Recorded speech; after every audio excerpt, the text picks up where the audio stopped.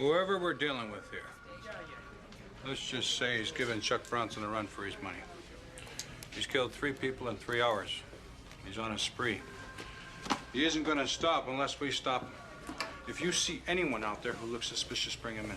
And I wouldn't get too close to this guy. He's ripping people apart with his bare hands. All right, that's it. All right, well, okay. Welcome back, friends. Welcome back. It's not 2023 yet, but when this comes out, it's going to be the first episode of 2023. And we just published episode 20. I know. So this is going to be episode number, probably not 21, because there's going to be a book talk with Kate, which is finished and in editing. It's on the editing queue right now. So this will be episode number 22, which is a Forever Night episode. We're going to be talking about season 1, episode 9. No. I just blanked. My mind Can't went, be episode 9 my already. mind went, poof, and there it went. Hold up. Episode number 10, in fact. Episode 10 of Forever Night? Yeah. Wow. Feels like episode 100. Did we skip 9? Episode 9? What was episode 9? Season 1, Forever. Because we just did Cherry Blossoms. Right. Number 9 is I Will Repay. Yeah, we're episode 9. Forever Night Wiki, you had it incorrect. Maybe it's a difference between the intended watch order versus the aired watch order. It's possible. But this is I Will Repay. Not, as Amazon bills it, I Will Replay. Because we probably won't be replaying this one. Well, I've watched this one a couple of times, obviously. I was just trying to make it fun. So today we will be Discussing. We will be reviewing, discussing, mulling over interpolating episode 9 of Forever Night season 1, I Will Repay. And this week is actually going to be a light week on episodes because we're not here. We are off on vacay. So I'm going to schedule these to release so you guys don't have to go too long without us. I'd hate for all 5 of our listeners. Actually, we have 8 subscribers on Spotify. So I'd hate for all 8 of our subscribers, thank you to each and every one of you, to go without hearing us for an entire week. We'd love to hear from you. But we're not going to get our usual 3 a week. Yeah. But that's okay. We'll be back to our regularly scheduled programming. We need to play a clip from the On a Mother Effin' Boat song. I'm on a boat. We will be on a boat with kids. I don't know how much fun this vacation's going to be, but it's going to be a vacation of some description. And that's going to be what we're going to be on. So we will be back to our 3 a week, our usual 3 a week, starting the week after the first week of January. So The second full week of January. in case you're keeping score, that's when we'll be back. ISO week number 2. Yeah. I don't know what that means, but that's okay. ISO is the standards organization. They have a standard for week numbers in each calendar International year. Standards Organization? Yeah. Okay. Yeah. Be funnier if it's like, I'm the standards organization. I standards organization. Interpersonal standards organization. ISO. Okay, well, anyway. This episode was a little bit deeper than the previous episode. Oh, wait. I'm Rachel. And I'm Matt. Welcome to the Strange and Beautiful Book Club.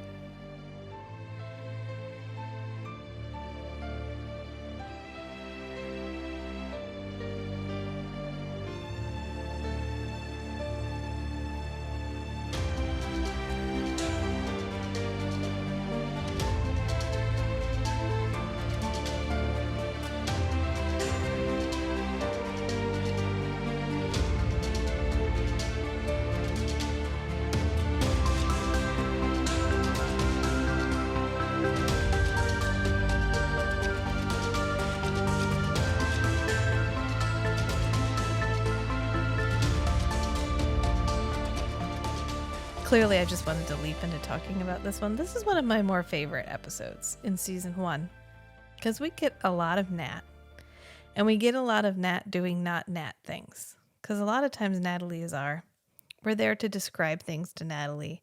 We're there to tell stories to Natalie. Natalie is there to ask clarifying questions for the viewer. Right. She's the sage. She's the sounding board. Yeah. She's the source of inspiration for Nick to go, oh, I have to go. Yeah. Yeah. And she gets to be the audience shill a lot of the time because she's the human that knows about the vampire. So she gets to ask all of the clarifying questions we would like to ask. But we don't get that in this episode. Natalie acts very autonomously in this episode, and she will start to act far more autonomously from here on out. But we start because out of the trauma. Because I think they wanted her to have a bigger role. And to do that, she needed to have more of a character. Right. So she gets a brother in this episode, which we've never previously mentioned. But his car is broken down, and she stops to help him.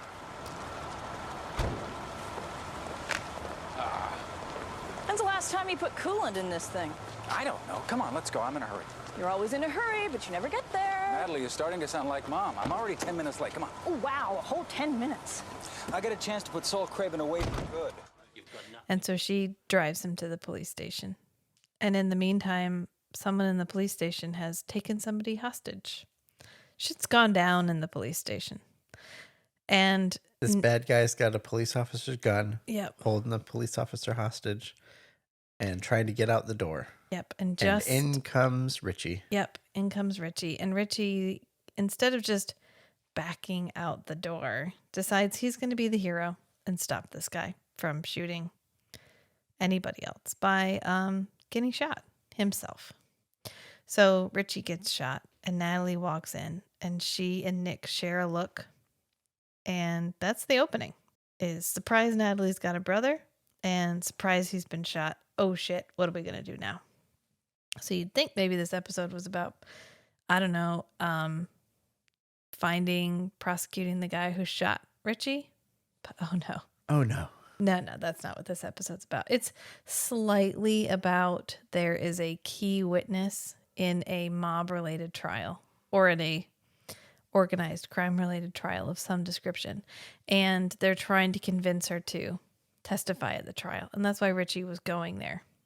But now that Richie's been shot, there's absolutely no way she's going to trust the police to keep her safe. She was the only one that, or Richie was the only one that she trusted. Yeah. And now he was not even safe in the police station.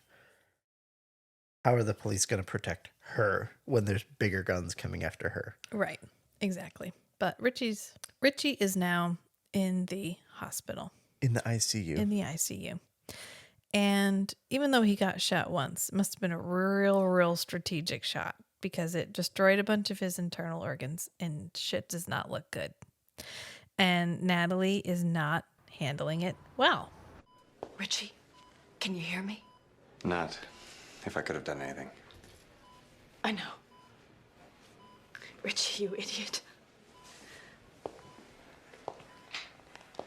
He didn't have to be there, you know. His car broke down. If he hadn't caught me at home... He would have taken a cab or ran to the station. Nat, it's not your fault. I know that. Why couldn't he have just stayed out of it? He had to be the hero. She's not handling it well. This is her only brother, who we all just discovered. She may have just discovered about him the first time she picked up the script. You have a brother. Surprise, you don't have a brother anymore. Right. So she's upset. And it turns out, of course, he has a wife and a small child, which this child looks a little bit too old to be acting the age of the child that she's supposed to be. She's got like a doll. And she's like, how's daddy? But she looks like she's maybe 8. I don't know. Maybe children were younger than in the 90s. In the 90s. Anyway, she's just supposed to be sort of a sympathy driving device, right, which is what she is. And so is the wife. And Nick comes to visit Natalie in the hospital. And she gets a couple sweet little anecdotes about, you know, Richie was always the good guy. We called him the White Knight. Well, anyway, she's selling Richie to Nick because I think even in the very beginning, she's got sort of a master plan for what might happen if the worst comes to pass, which is Richie's not going to get better. And Richie's wife walks in, and because she hears a male voice and she thinks Richie's awake. And I mean, this whole episode doesn't have a whole lot of twisty turnies. I mean, there's not a lot of investigation. Right, it's pretty straightforward. You kind of hear peripherally about things in the background. Yeah. About the investigation against the mob people. But yeah.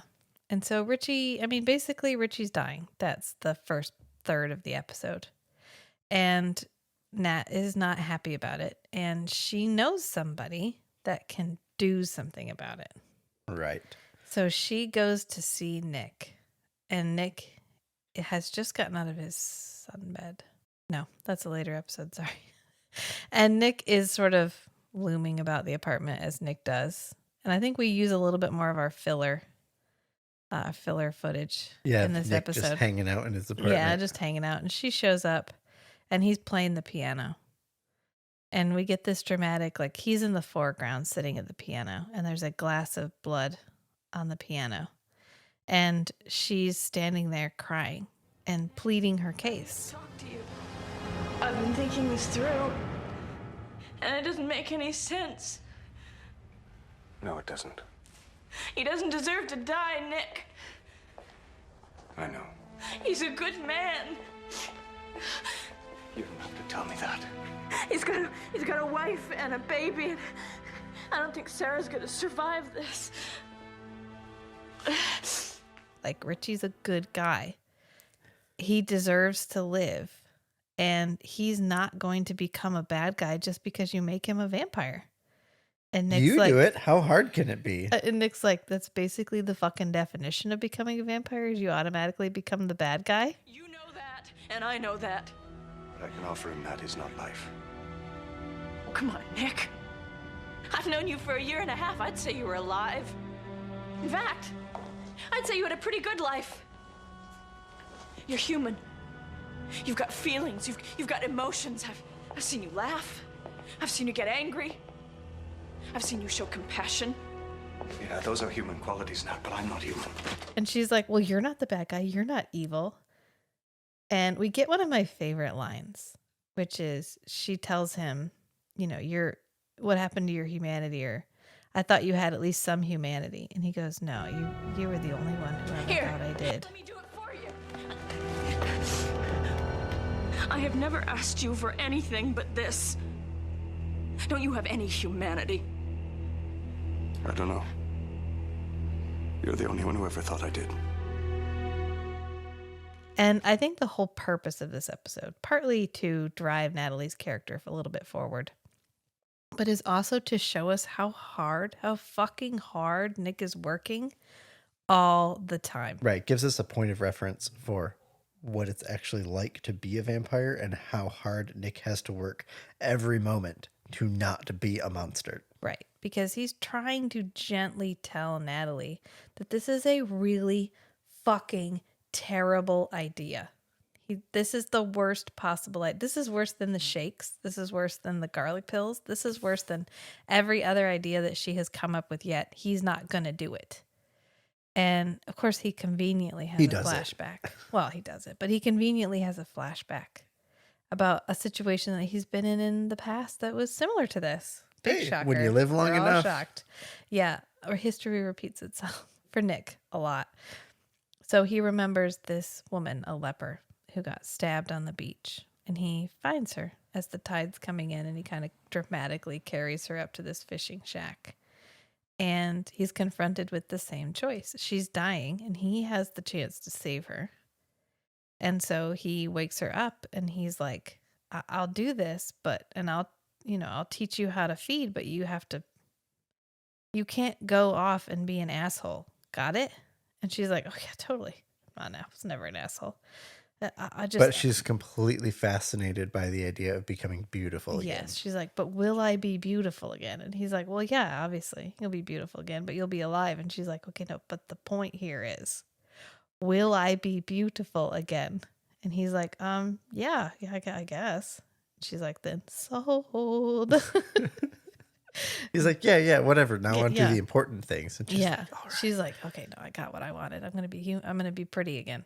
And so then they go back to the Back to the Future, and Nick has decided, like, okay, and he goes to talk to Jeanette about it, and he's like, Jeanette, have you ever done it? Have you ever made anybody into a vampire? And she's like, well, She's tried. I've tried. She's like, but I can never hold back. I'm too hungry. I'm too thirsty. I'm too thirsty for that shit. She's like, no, I can't stop. She's never been able to stop herself in time. And then my promise of eternal life is broken. But by then there's nobody to apologize to. She's like, so whatever. I guess I'm just too much to glutton. I can't bring myself to stop until they are drained and I am satisfied. My promise of eternal life is broken. But by then there is no one left to apologize. She's never had a bad experience. Yeah, of the she's whole like, thing. I've always come out the other side fine. The people that I've tried to turn, not so much. And she does allude to the fact that, like, if you do this is like a lifelong commitment. This is having a child. This is having a vampire child. Right. And you will be saddled with the responsibility of their behavior and their teaching and their whatever from here until eternity. And are you willing to do that? And he's like, Yeah, whatever. Okay, sure. Now yeah, on to maybe. the important stuff. It's not like Lacroix had a hard time of it or anything. Even though he spent 600 years following me around trying to convince me to quit trying to become a human. Which I did watch a interview with Nigel Bennett the other day, and I'll have to find it. And he's talking about how he acts Lacroix, or how he the point of view that he uses to influence the way that he acts as Lacroix when he's acting with Nicholas and Jeanette, Garrett and Deborah. And he said he just thinks of them as, this is my little girl and this is my little boy. Which is fair. I can see that totally. Yeah, that totally comes off. And it works. It works. Like, this is my teenager. This is my rebellious son and my less rebellious daughter, who I'm super proud of because she's like a bloodthirsty badass. And I'm super excited for Jeanette at every moment of the day, but less so for Nick. And so Nick is confronted with now becoming the father that he so disliked that he stabbed him and killed him. But anyway, he goes to the hospital and Natalie's there and she's like, it's not good. It's not good. He's not going to pull through. And Nick's like, she's really pulling the guilt strings. I know. And Nick. She's like, everything that I've done for you, after all I have done for you, Nick. I've never asked you for anything. I've never asked you for anything. Just this one thing. And he's like, you don't even know what you're asking, but fine. We'll give it a shot. Just so you'll shut up about it. So he does. He turns Richie into a vampire, which is a very painless process, really. I mean, he just feeds from him for like 2 seconds. And then, which conveniently Richie's heart stops like as soon as Nick arrives. And so it forces his hand, like he has to do it right in that moment. Now's the time. And he stops. He like pulls back and the heart is still not beating. And Natalie's like, oh no, you're too late. You failed. We were too late. It didn't work. And he gets like one heartbeat, like boop, boop. And Nick's like, and then flatline again. Nick's like, he'll get one of those every 10 minutes or so. And Natalie's like, thank God. And so then they take Richie home. And they have to bluff their way out of the hospital. Yeah, they have to bluff their way out of the hospital, which is by saying this body is part of an ongoing criminal investigation. This is super hand wavy. Like he flashes his badge, she flashes her badge. Everyone just looks confused. It doesn't make any sense because then we go to the apartment and it's clearly the same day. Nick is wearing the same clothes. Natalie's wearing the same clothes. Everyone's wearing the same clothes. But somehow they've already had a funeral for Richie and buried a homeless man with no family or friends in Richie's grave. Which... Wow. Guys. Wow. Okay. But we established pretty hard in the pilot. Nick is a ally, supporter. Yeah, Nick is an ally of the homeless. Yeah. And he's an ally of the people experiencing homelessness in the city. Yeah. And he treats them like people, and he goes and talks to them like a person, and he hangs out with them and he gets them things and whatever. Yeah. But then he's like, "Oh, but we stuck a dude. We found a guy. We just found a guy. We put him in your. It's fine. Don't ask questions. There was just some transient whatever. Certainly, don't ask questions about how we did all this in a day, and how we buried a body that we just claimed was part of an active criminal investigation. The same day, when it would normally be kept until the investigation. Right. Kept on ice in the morgue. Yeah. Okay. Anyway. So, but Richie hasn't woken up yet. And they're explaining to the wife, Sarah, I think is her name. They're explaining to her about, so Richie's a vampire. And we had that really nice funeral, but it was all a lie. And pretty soon he'll be able to come back to you and everything will be just like it was before. And except he needs a new identity. He'll need a new job, whatever. Yeah. We don't really talk about that, though. Yeah. We're just pretty much like, well, there's a couple things he'll have to change, but really his life can be mostly like it was before. And Nick is just in the background like, this isn't going to go well. This is all bullshit. And Natalie alludes to Nick. She's like, well, Nick's a nice guy. You know him. He's a vampire. And Nick's like, yeah, yep. No, he doesn't. He doesn't do the fang flash. He doesn't do the eye flash. He's just like, yep, I'm a vampire. And he just sits there like, believe it, because I'm not performing. Like I'm not performing right now. The Nick show is closed. And then he did not support this action. No. He did it because he wanted to support Natalie. And I think as a way of illustrating to Natalie exactly what she is asking. I think to show Natalie what it's actually like. Yeah. But also, like, once she sees it, also to convey to her how much he trusts her and how much she means to him, that he would go through with something this terrible. Yeah. For her because she asked. Right. I think he thinks that there is a shot. There's a chance. There's a chance that Richie could make it. But I do think this revealed to him Natalie's miscomprehension, her inability to really understand what it is that he is.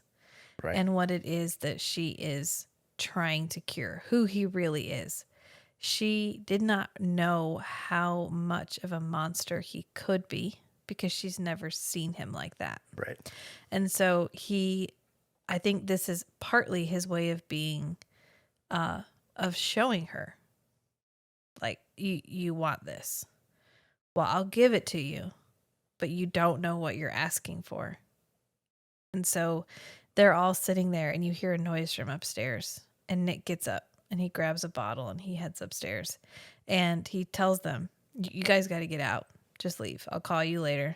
But you can't be here right now. And so he gives the bottle of blood to Richie. And Richie apparently chugs the whole thing because he like tosses it off to the side. Mm-hmm. And this is a loophole. Not a loophole. I don't know. A hole. A mythology hole here, because in the third season we discover that there is another type of vampire, And they're considered like a lower type of vampire. And they're called the Karush. And they are vampires that feed on non-human blood for their first meal. So if this is really cow and Nick gave him cow, then he made Richie into a Karush, which he isn't, because they look different. More than happy to feed on humans. Spoiler alert here very shortly. And they don't look different, but they don't hunger for human blood. Oh, okay. They aren't interested in human blood. Although Screed, who is our only Karush that we really meet, he's fine with compromising. He'll go for humans if everybody else is doing it. But that's not his preferred fare. Okay. So I guess this is sort of we're still in season 1. This is still in our original production team. So we haven't done the shakeup that we're going to get in season 2, and we haven't done the shakeup we're going to get from season 2 to 3. So we can just sort of ignore the fact that this is a bit of a loophole. So he tells Richie, like, you can't go out in the sun. You can't look at crosses. And he's like, well, my wife has a cross. He goes, well, you're going to have to get rid of it. And then he says the thing about garlic. They already got it from her. He's like, garlic will repel you. And he's like, garlic? Which fair? The garlic one I've never really gotten. Why garlic? It's always interesting when they include it and when they don't include it. Because we have a whole host. We kind of have a checklist of vampire weaknesses. And some go for all of them. And some go for some of them. Some go for none of them. Usually we do sunlight. Generally do at least a stake to the heart. Sometimes it's wood. Sometimes it doesn't matter. You just have to destroy the heart. We generally do crosses, which I love it when they include other religious symbols as well. Yes. And it's simply just faith or belief that repels them.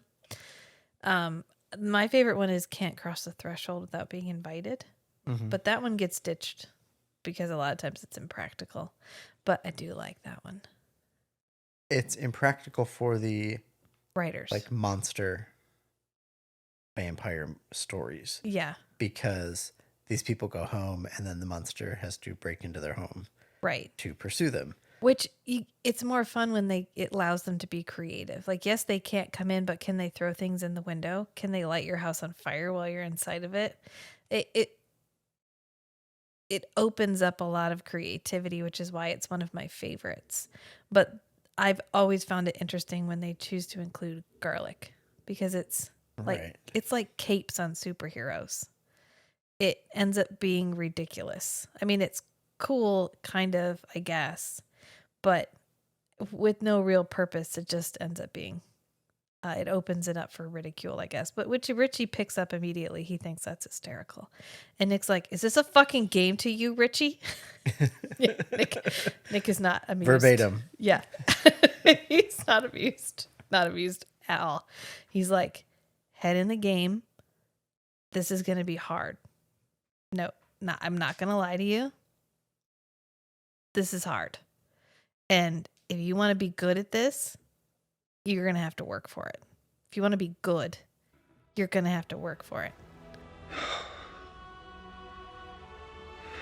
Sarah and Amy, when can I see them? When you're ready. What do you mean, when I'm ready? Your urges and desires will always fight your reason. You have to control them. And Richie's like, yeah, okay, whatever. And then Nick's like, cool, you got it? Great, I'm going to work. See you later, Richie. Bye! This was the biggest plot hole for me in the episode was Nick is like hyping how hard this is going to be for Richie to adapt. Yeah. And he's like, he's going to have to learn. He's going to have to work at this. This is going to be a constant thing like for the rest of his existence. I'll repeat that once Pippin stops hacking or whatever. Harfing, whatever he's doing over there. He's got something in his nose. I think he's done. Maybe the laser went up his nose. I think he's done. Okay, go ahead. All right, so Nick is like hyping up to Richie how hard this is going to be. Yeah. He's hyping up to Natalie how hard this is going to be. He's hyping up to Richie's wife how hard this is going to be. But it's possible that he can pull it off. Richard, don't make me sorry.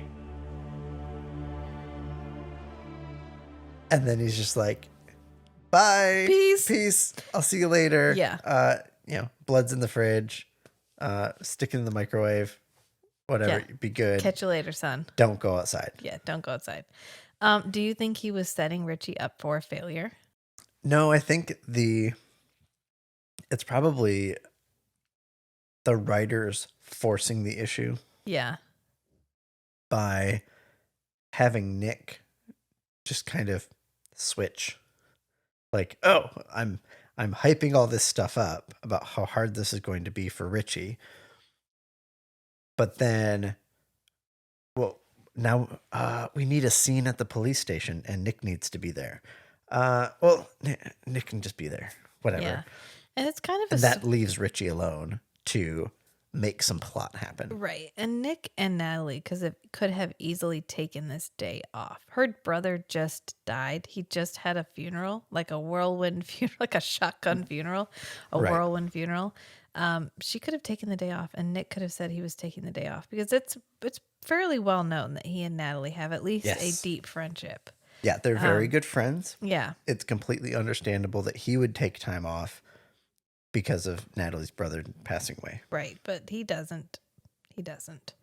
I think this is also supposed to highlight Nick's inexperience. The fact that he's never really walked anybody through this before. His naivete. His belief that people are better than they actually are, which we've covered several times I know before. what it's like to be a reckless optimist. Yeah, he's a reckless optimist. He thinks Richie's going to be able to handle it. And Richie can't. Richie can't handle it. He can't do it. But we get kind of a sweet scene at the precinct. What? Natalie, it's good that you can accept death. It's going to happen to us all, right? Yeah, that's what they say. I remember when Myra's mother died. It took her a long time to get over it. But then one day it was like she realized it's the way of the world. It's the way things are supposed to be. Where Skanky's trying to put together a bouquet of flowers. Aww. And Nick picks up a tiny, broken off bud, and he's holding it for the next several scenes. He's, putting it against his face and, rubbing it on his chin, which is kind of sweet. That they carry that through, that he has this tiny little, carnation that he's carrying.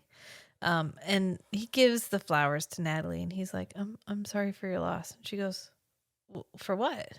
Right, and because he's like, your brother? And she's like, oh, yes, super sad. Thank you. He's deeply missed. Mad tears, yo. Yeah, because she didn't lose him. He's still around. Right. She is not behaving like someone who just lost a brother. But I think Skanky feels so awkward that he doesn't notice. Yeah, she's not behaving like someone whose brother just got turned into a blood-sucking monster either. Which is why it makes me wonder if... I know that probably this is just we're looking into this too deeply thing.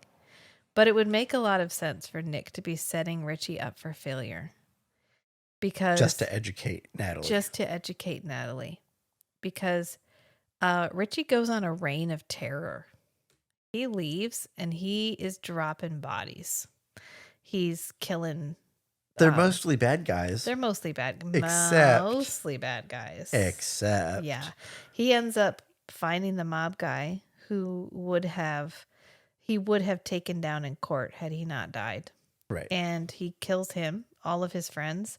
But in the meantime, this crew captured Valerie and Vanessa. Yeah, the lady who was going to testify. The lady who was going to testify was being held captive with them, and she got caught in the blood spree.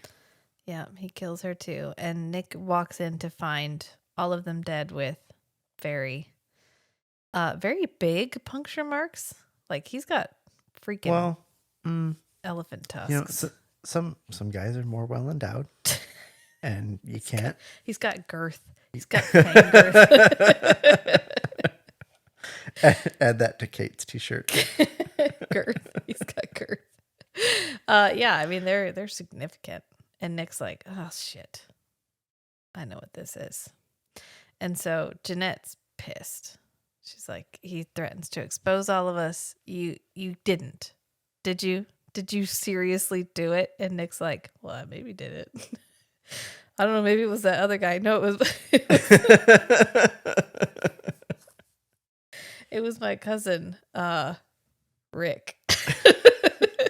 Rickolas. Ricola.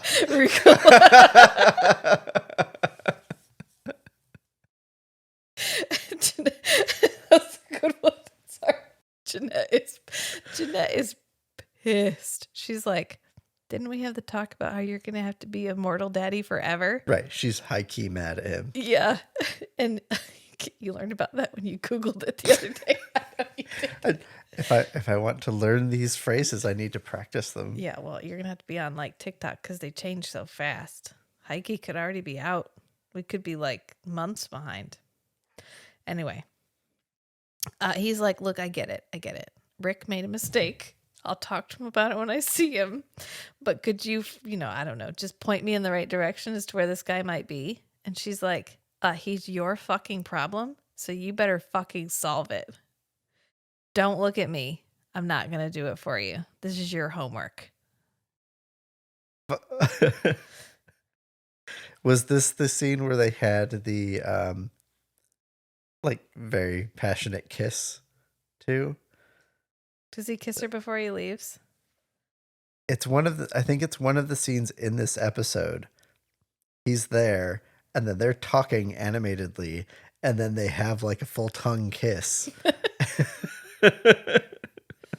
I don't know. They all blend. And then he leaves. I kind of black out when they have like kissing scenes because Garrett goes for it.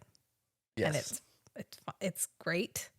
It's passionate, but he eats the other person's face. He's just like, how? He does the whole, and I find them uncomfortable.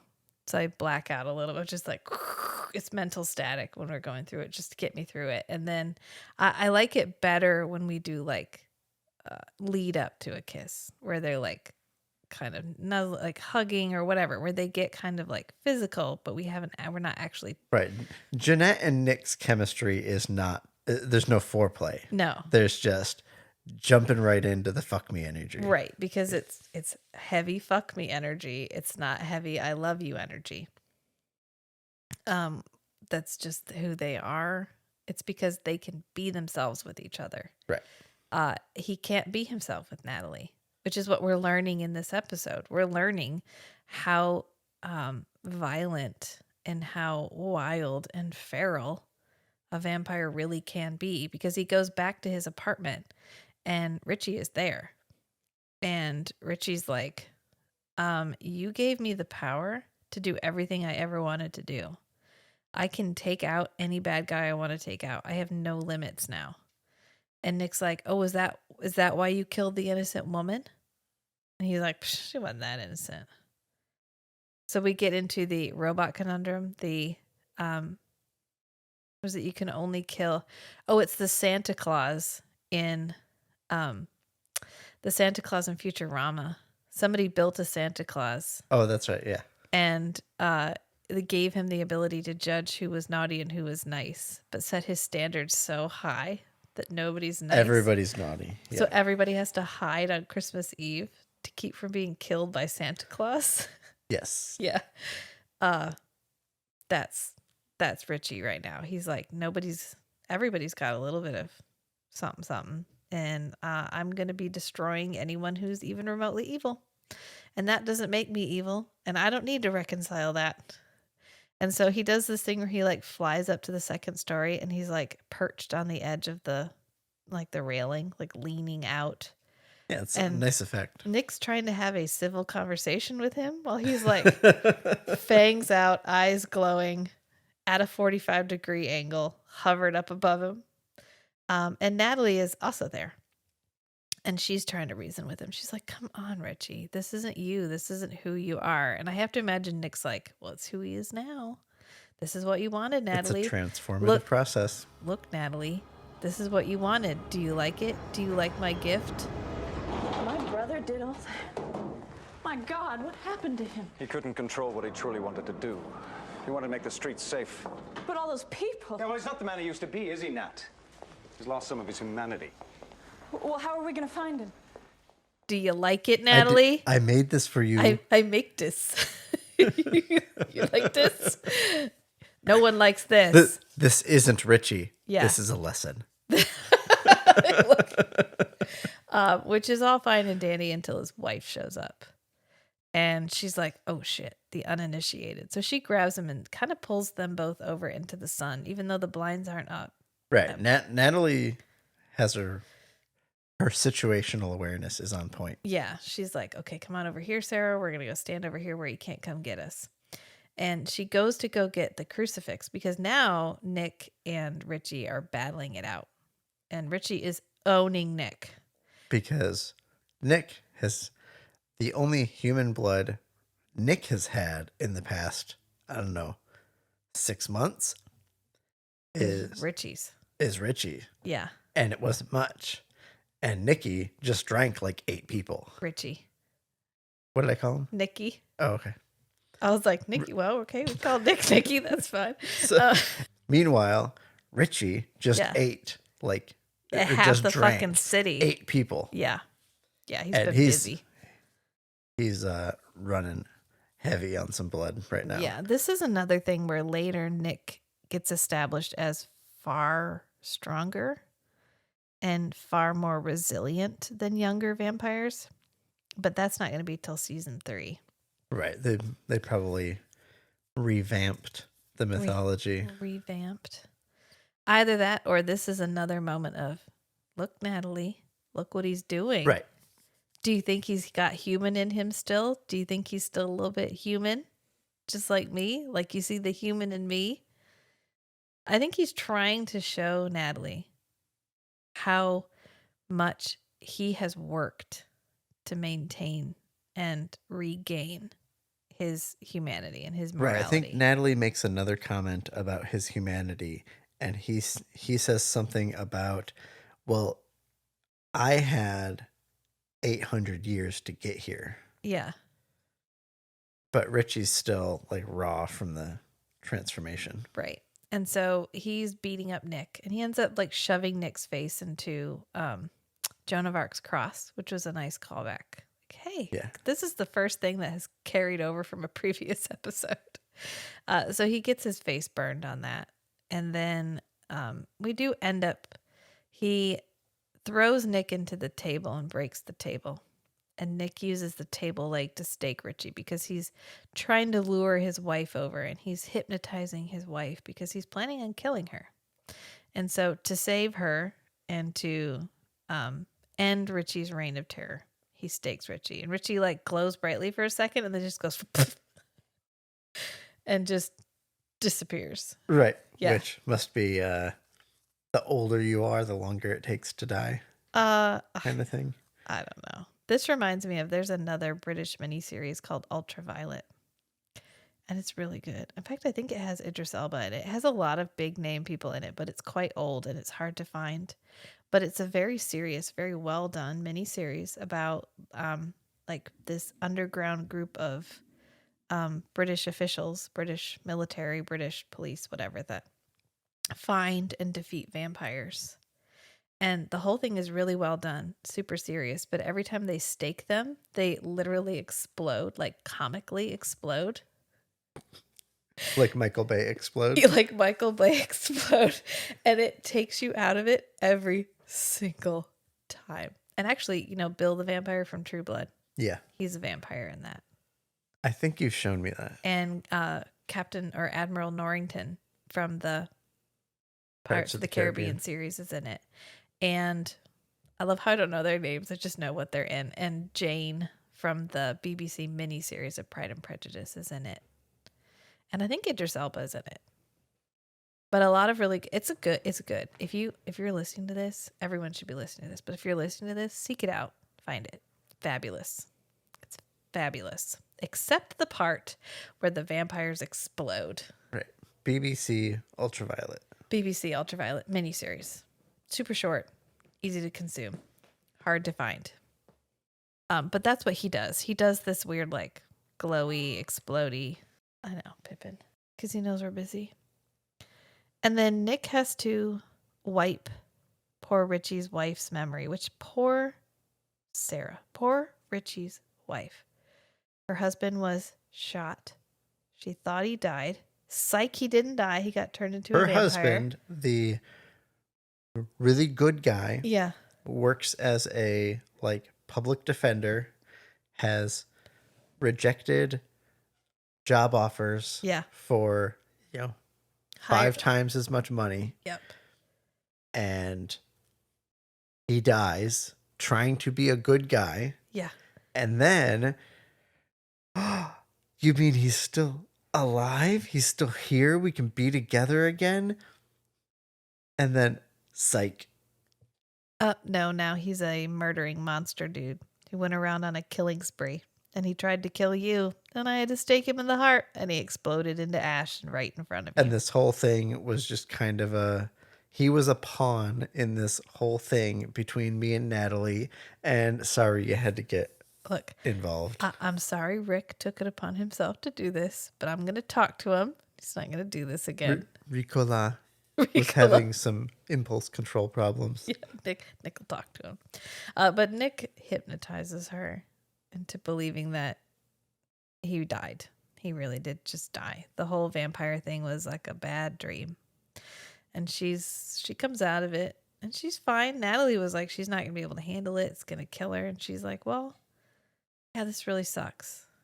This really sucks. But I have to be strong for our daughter. Which the daughter's name might be Sarah. Might be off this entire time. If I am, you know what? I deeply apologize. But she's like, we're gonna get through this. It's not gonna be amazing, but we're gonna get through this. And Natalie's like, well, I'm glad. Like, I'm glad I'll be here for you if you need me.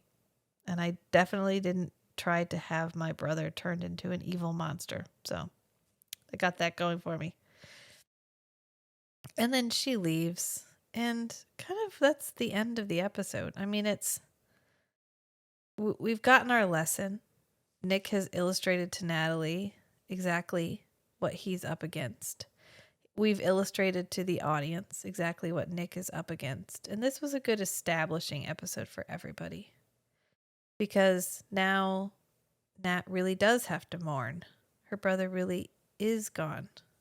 Right. She was able to kind of deceive herself for a little while. Yeah. That he wasn't actually going to die. Yeah. And she actually has realized what she's up against a little bit. Right. This isn't the quick fix. Yeah, that this isn't the we haven't watched it yet, but there's an episode later where they're discussing his condition and he says it's supernatural and she goes, No. It's all biological. It can be fixed. And I think this is Nick being like it maybe is a little bit both. Like, maybe it changes who I am physically, but there's more to it than that.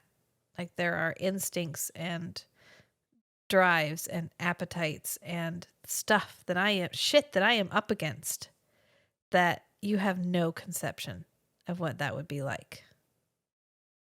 And so Natalie leaves it a little bit more enlightened, and Nick doesn't change at all. So status quo, really.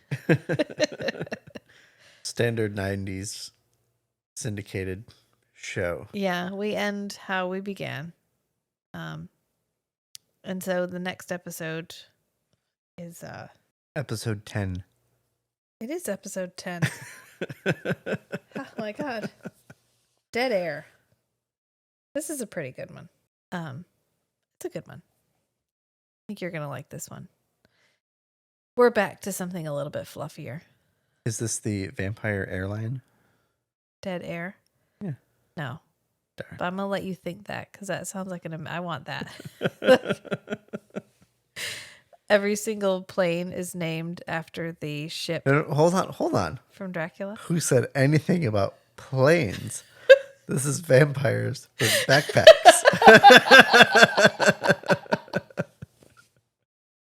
All right, hop on. 2 people can fit on my back. one of my like when you carry twins in the carriers. Oh yeah, one on the front, one on the back. Yeah. Oh my God. Okay. Like in, I just put that in your mind. Thank you. Like when he was carrying Denise. Yes. Yeah, the psychic. There's a 50-50 chance one of you isn't going to make it there. Just depending on whether it's long enough that I need an in-flight snack. and none of us might get there if we leave too late and it's a long flight. Exactly. Yeah. Or the layovers are killer on dinner. Okay. Because you have to wait till the sun goes down. If you take garlic snacks, like you take. Oh yeah, as a preventative measure. Yeah. No, it just is like you whip out a pack of like garlic flavored pretzels. Oh yeah. And you get dropped. Yeah. There's a later episode where Nick gets shot with a hollow point bullet full of garlic. Wow. Yeah, and Natalie cleans it out, and she's like, has the irritation stopped? And he's like, if you mean, does it no longer feel like I'm being stung by 1,000 scorpions all at once? Then yes, the irritation has stopped. Oh, yeah. All right, well, next up we'll be doing Everything Everywhere All at Once. Right, for the movie. For the movies. But that isn't coming until after we get back from being on a boat. Being on vacation on a boat.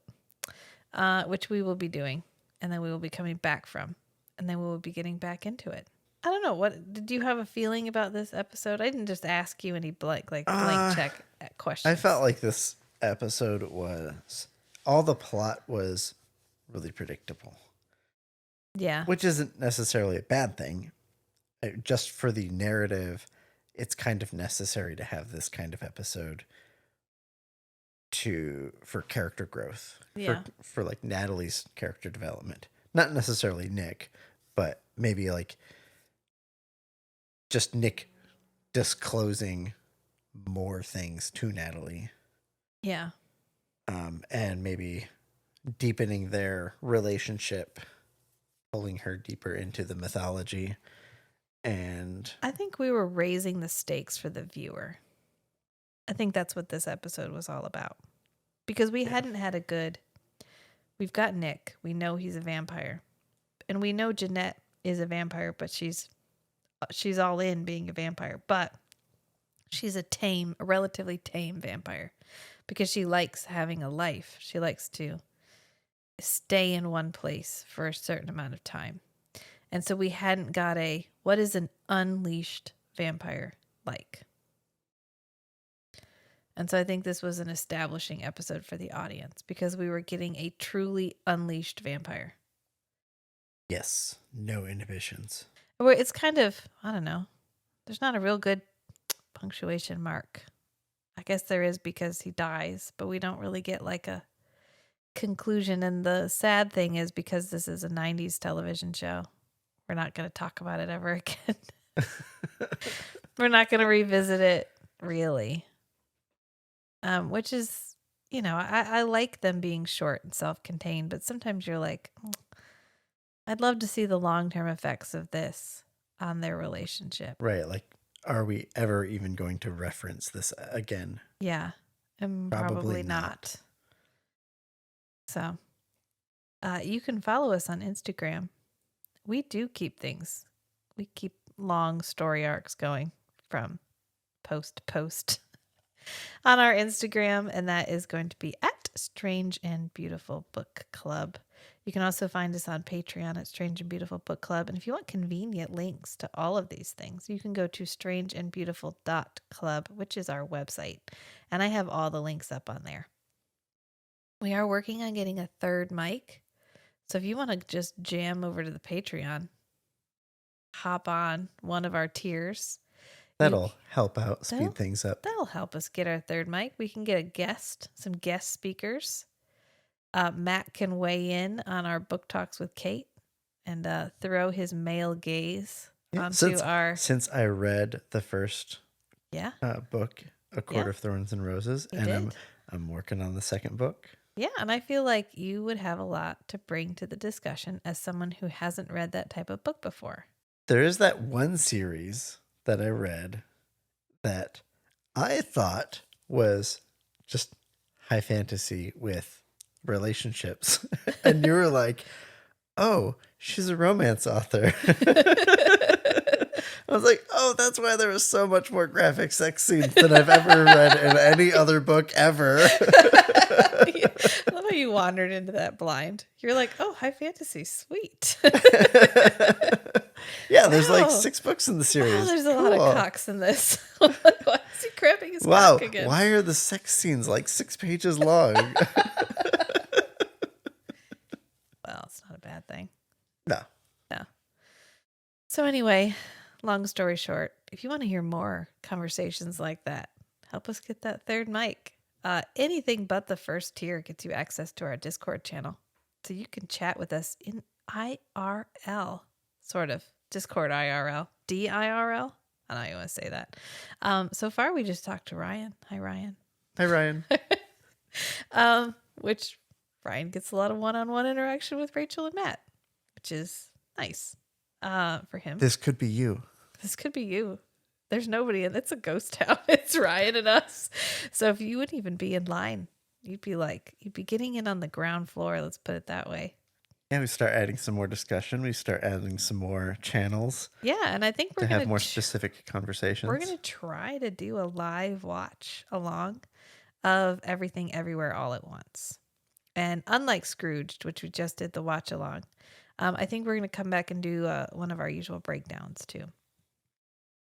I like the Scrooged one because it wasn't really a riff track. It was like I think I described it as an ASMR journey of watching the movie with friends. Yes. Yeah, which, you know what? That's good too. Sometimes it's a funny movie. I don't need to make it funnier. Bill Murray's fucking funny. Can't add to that. Just enjoy it along with somebody else. Someone you love, like Matt, or our Patreons who have joined at a tier high enough to be able to go onto the Discord. If you want a link to that, and if you want our submission form, all that good stuff, it's all on our website, strangeandbeautiful.club. I always put a link in the show notes. So if you forget, just go to the show notes. You can click the link there. And I guess we'll just end it there. So, Matt, want to do your thing? Remember, sometimes the strangest things are the most beautiful, too. So be who you are and love what you love. Until next time, friends. Bye. Bye.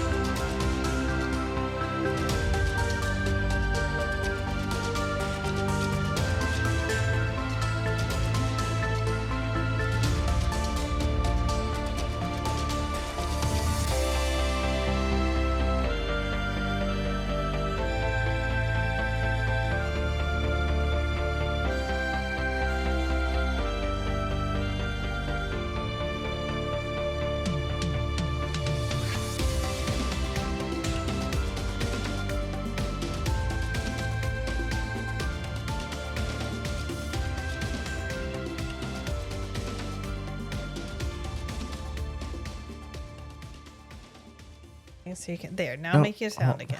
I'm not hearing anything. Oh, well, it's because you turned your thing all the way down. Do you feel better now? I can hear me. Yeah, I think it's working now. Yeah, I think I can hear me now. Can you hear me now? I turned it down when you were sampling the audio.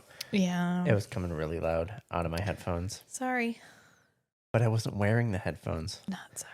You're only supposed to hear them when you're wearing them. It's like children. I'm pretty sure that's not children legal. Should only be heard when they're spoken to. Oh, I thought you said when you're wearing them. Well, I hadn't finished the metaphor. Okay. I'm sorry. All right.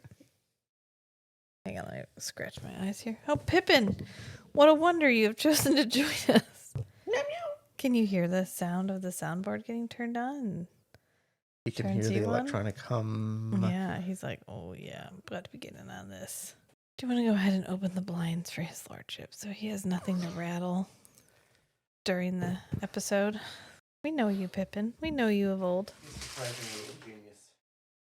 He's a what? He's surprisingly ingenious. Yeah, in what he finds to fuck around with? Yeah. He's a cat. What he makes up for in... Oh. What he lacks in actual cunning, he makes up for in just sheer... Assholery. Assholery, yes.